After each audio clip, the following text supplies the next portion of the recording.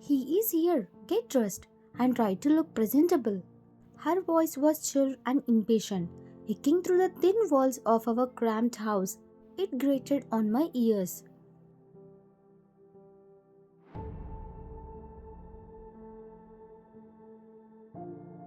Who is here?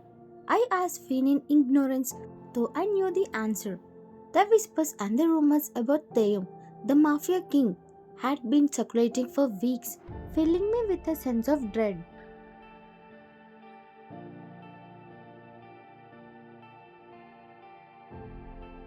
The whispers painted a picture of a ruthless, powerful man. They spoke of his iron grip on the city's underworld, his cruelty, and his unwavering ambition. He was a figure of fear and respect, a man who commanded absolute obedience.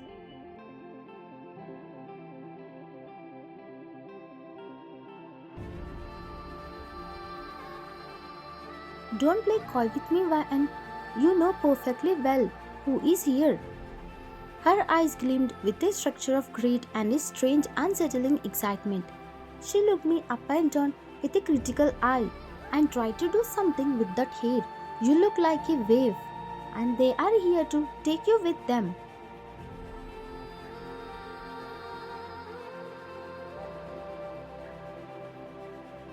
Taking me? Where? I whispered, my stomach twisting into knots. The thought of being in his presence, of being at his mercy, terrified me. Don't be so dramatic, girl. He's buying you. It's a far better life than you could ever hope for. Stuck in this dump, you should be thanking me, not acting like some spoiled brat. Her words were cold and dismissive, devoid of any hint of affection.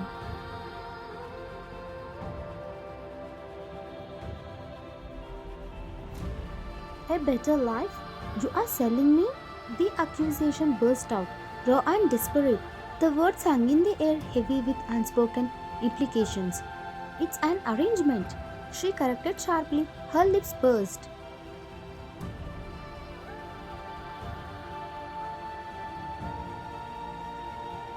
And one you should be grateful for. Now hurry up. He's a man to be keep waiting. He's a very important man, and you do well to remember that. Now get dressed. She tossed a threadbare worn dress at me.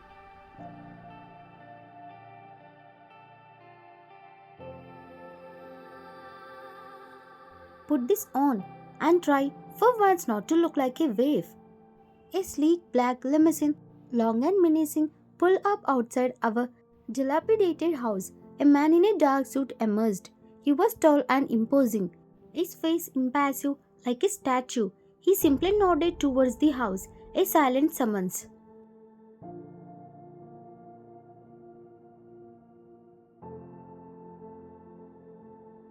Behave yourself. She hissed, her grip on my arm surprisingly strong, her nails digging into my skin. Don't you dare embarrass me. This is our chance. Don't ruin it. She practically dragged me out the door, pushing me towards the car as if I were a package to be delivered.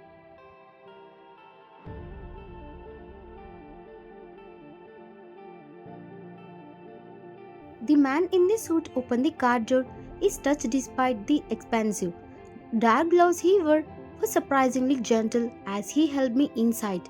It was a dark contrast to my stepmother's rough handling.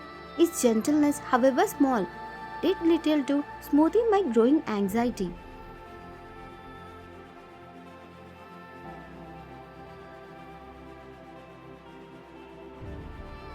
The ride was a blur of fear and disorientation.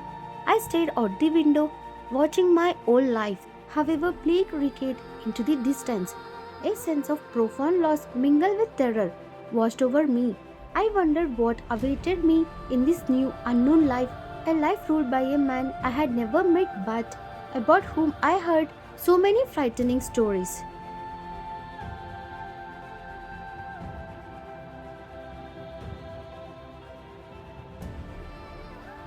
The mansion that loomed before me was a gothic monstrosity, a dark and imposing structure that seemed to swallow me whole.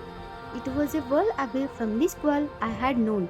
The sheer size of it was overwhelming, and its dark, imposing presence seemed to press down on me, filling me with a sense of dread.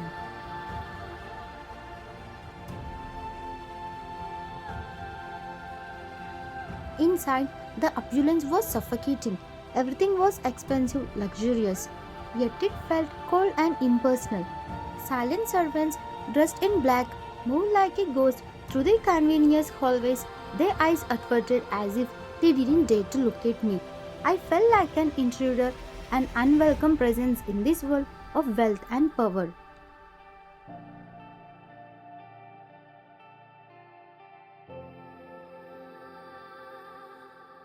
This will be your room. He gestured to a lavishly decorated room larger than our entire house. It was beautiful, yet it felt cold and impersonal, a gilded cage. Mr. Kim will see you later. He left me alone. The silence was deafening, broken only by the frantic beating of my heart. Hours crawled by.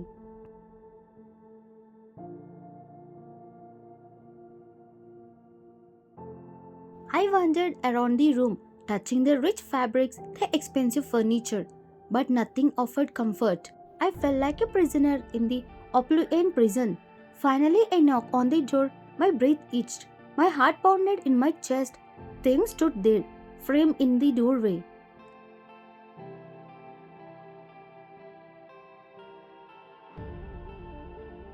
He was even more intimidating in person than I had imagined.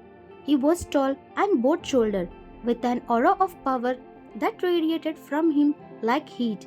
His face was a study in contrast, handsome with sharp, chiseled features, yet there was a cruel set at his jaw, a darkness in his eyes that sent shiver down my spine. He exuded an air of danger, a sense of controlled power that made me tremble.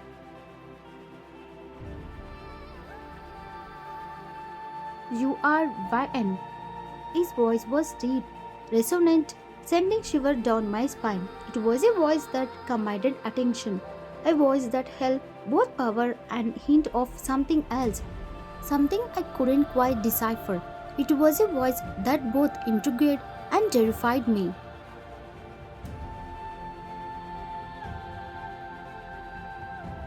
I nodded, my voice trapped in my throat.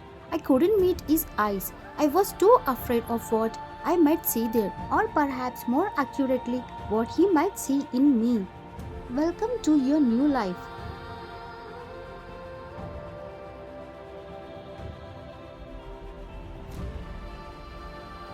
He spoke the words with a chilling hint of irony, his gaze sweeping over me, making me feel exposed and vulnerable. I could smell his cologne, a dark musky scent with a hint of something spicy and dangerous, a scent that both intrigued and intimidated me. Thank you.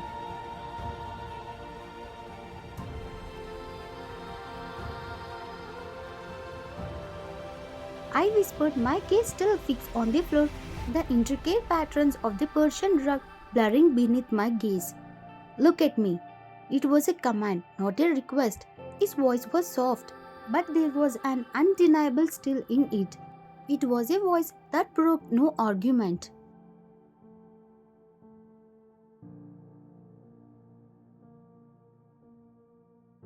Slowly, reluctantly, I raised my head. His gaze was intense, piercing as if he could see right through me, stripping me bare of my secret and fears. His eyes were dark, mesmerizing, and I felt a strange pull towards him, despite my fear. They seemed to hold a flicker of something, a hint of vulnerability perhaps, but it was quickly masked by an impenetrable wall of control.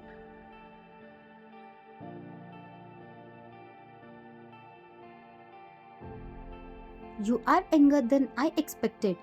He seemed to be assessing me, his expression unreadable, his eyes lingered on mine, a slow, deliberate perusal that made me feel more and more exposed. I'm 18, I managed to say. My voice was trembling slightly. Your stepmother, she explained the arrangement.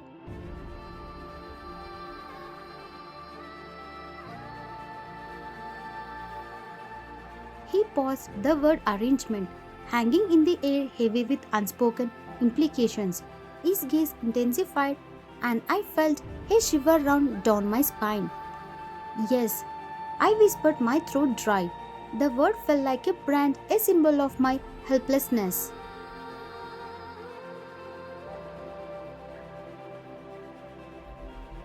Good. His voice was flat, devoid of any warmth. He turned away from me, walking to the large window that overlooked the sprawling, manicured ground of the mansion. The garden stretched out before me, a vast expanse of manicured lawns, vibrated flower beds, and the towering trees. It was beautiful but felt a cold and impersonal, a reflection of the man who stood before me.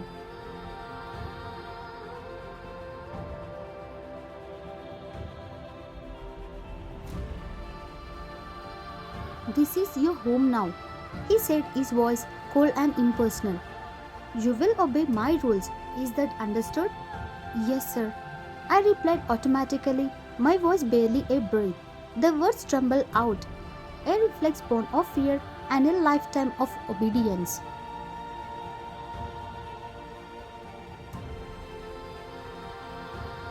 He turned back to me, a ghost of a smile playing on his lips. A smile that didn't reach his eyes. It was a smile that sent a chill down my spine. A smile that promised no pleasure but pain. It was a smile that made my heart pound against my ribs. A frantic dumb beat against the silence. Good. Now get some rest. We will discuss your duties later.